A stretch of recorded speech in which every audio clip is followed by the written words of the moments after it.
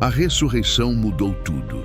Não era mais apenas sobre seguir um mestre carismático. Não era mais apenas sobre milagres ou parábolas. Agora era sobre testemunhar algo que ninguém poderia negar. Mateus viu o túmulo vazio, ouviu relatos e depois viu o próprio Cristo ressuscitado.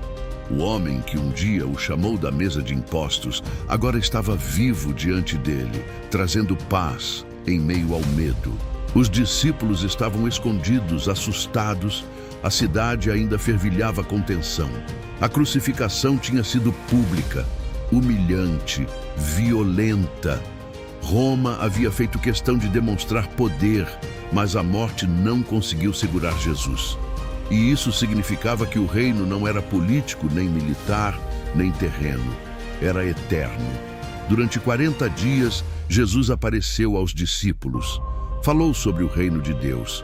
Reafirmou promessas. Restaurou corações quebrados. Mateus escutava cada palavra com atenção redobrada. Ele sabia o que era ter o passado apagado pela graça. Agora entendia que aquela mensagem precisava alcançar o mundo. Então veio a ascensão. Jesus foi elevado diante deles, não como um derrotado, mas como rei, e deixou uma ordem clara: ide. Não era sugestão, era missão. Jerusalém começaria a ouvir. No dia de Pentecostes, o Espírito Santo desceu como vento impetuoso. Línguas como de fogo pousaram sobre os discípulos. Medo virou ousadia. Pedro pregou. Multidões se converteram.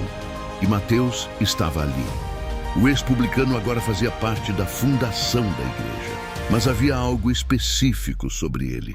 Mateus era diferente dos pescadores. Ele sabia registrar, sabia organizar, sabia escrever com precisão. Enquanto muitos anunciavam oralmente, alguém precisaria estruturar, alguém precisaria conectar as profecias, alguém precisaria provar aos judeus que Jesus era o Messias prometido. E Mateus entendeu essa responsabilidade. Ele começou a organizar memórias, discursos, parábolas, milagres. Mas seu evangelho não começaria com um milagre impactante. Não começaria com um exorcismo, nem com um sermão. Começaria com uma genealogia. Para muitos, aquilo parece apenas uma lista de nomes, mas para um judeu era declaração de identidade. Mateus estava dizendo algo claro. Jesus vem de Abraão. Jesus vem de Davi. Jesus cumpre a promessa. Ele estruturou seu evangelho de forma estratégica. Cada bloco de ensinamento apontava para o cumprimento da lei. Cada evento ecoava as profecias antigas. Ele repetia constantemente para que se cumprisse o que foi dito pelo profeta.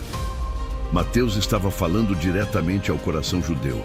O homem que antes colaborava com Roma, agora combatia a incredulidade. Com argumentos sólidos, ele apresentou Jesus como o novo Moisés, o novo legislador, o rei prometido. Registrou o Sermão do Monte com detalhes, registrou parábolas exclusivas, registrou o momento em que Pedro anda sobre as águas, registrou o clamor da grande comissão. Não era apenas narrativa, era prova histórica, prova profética, prova espiritual. Mas escrever não era o fim. A perseguição começou a se intensificar. Os apóstolos eram presos, açoitados, ameaçados. Estevão foi apedrejado. Tiago foi morto. Seguir Jesus tinha custo, e Mateus sabia disso. Tradições antigas indicam que ele levou o evangelho além das fronteiras de Israel. Alguns registros apontam para a Etiópia. Outros mencionam regiões da Pérsia. Não há consenso absoluto, mas há um ponto comum nas tradições. Ele não recuou. O homem que um dia se sentava para arrecadar impostos, agora se levantava para anunciar salvação. E anunciar Cristo em terras pagãs não era simples. Religiões locais não aceitavam bem a mensagem. Autoridades viam ameaça. Conversões geravam revolta. Segundo tradições cristãs antigas, Mateus enfrentou oposição severa.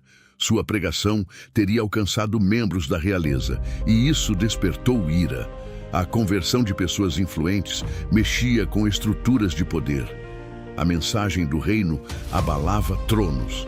E então veio o preço. Relatos históricos da tradição cristã afirmam que Mateus foi morto por causa da fé. Alguns dizem que foi atravessado por espada. Outros afirmam que foi martirizado após confrontar práticas imorais de governantes locais. Os detalhes variam, mas o consenso permanece. Ele morreu fiel. O homem que começou a história como traidor terminou como mártir. O homem que um dia foi chamado de impuro, agora era testemunha pura da verdade. Pense nisso. Ele poderia ter continuado rico, poderia ter vivido confortável, mas escolheu seguir e não voltou atrás. Mateus provou algo com a própria vida: que ninguém está longe demais para ser alcançado, que o passado não define o destino, que quando Jesus chama, ele transforma completamente. Seu evangelho atravessou séculos, sobreviveu a impérios, sobreviveu a perseguições, sobreviveu a tentativas de apagamento. Hoje, quando alguém abre o Novo Testamento, encontra seu nome logo no início. Mateus, não mais Levi, o publicano, mas Mateus, o evangelista. Seu texto continua proclamando: Jesus é o Rei, Jesus é o cumprimento, Jesus é o Messias. E talvez a parte mais poderosa dessa saga não esteja apenas no que ele escreveu, mas no que ele representa. Se um colaborador de Roma pode se tornar apóstolo, se um homem odiado pode se tornar instrumento de Deus, então ninguém está descartado. A graça é escandalosa. A graça é seletiva, ao contrário. Ela escolhe os improváveis e, quando escolhe, transforma completamente. Mateus não apenas seguiu Jesus, ele dedicou a vida para provar quem Jesus era e selou essa convicção com o próprio sangue.